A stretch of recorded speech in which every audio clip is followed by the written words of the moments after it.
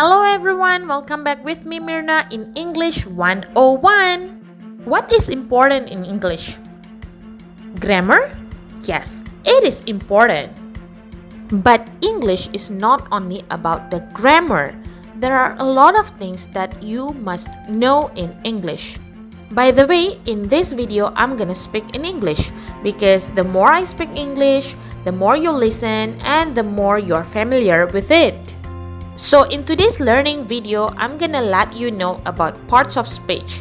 These parts of speech is used when you're speaking and when you're writing, and this is the basic English that you must know.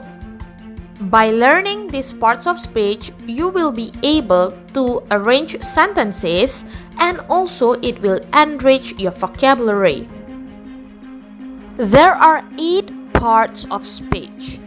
So to cut it short, let's go to the topic. 8 parts of speech. The first one is noun. The second one is verb. The third one is pronoun. The fourth is adjective. And the fifth is adverb. The sixth is preposition. The seventh is conjunction.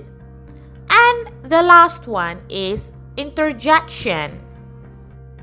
In today's video, we will learn about noun and verb.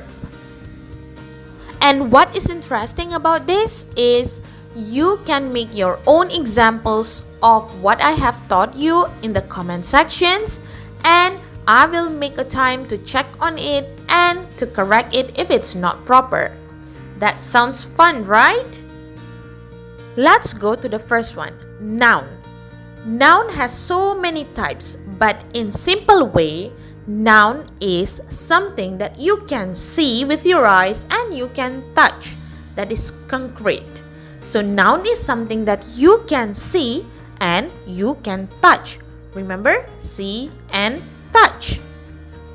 For example, umbrella. Can you see umbrella? Yes. Can you touch umbrella? Yes. So umbrella is a noun. Next is lion. Can you see a lion? Yes. Can you touch lion? Yes. So lion is a noun. School, you can see it and you can touch it. Albert Einstein, you can see and you can touch. So umbrella, lion, school, Albert Einstein are nouns.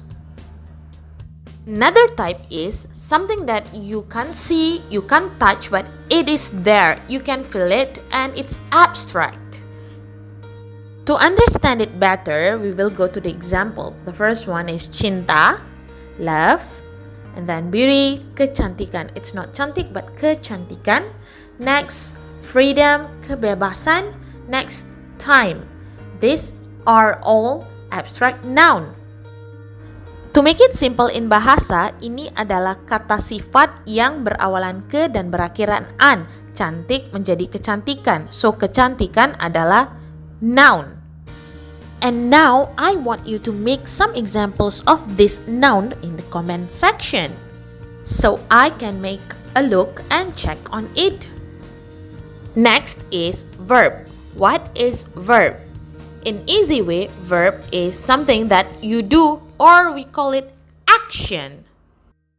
Let's go to the example. What are you doing? Running. So run is verb.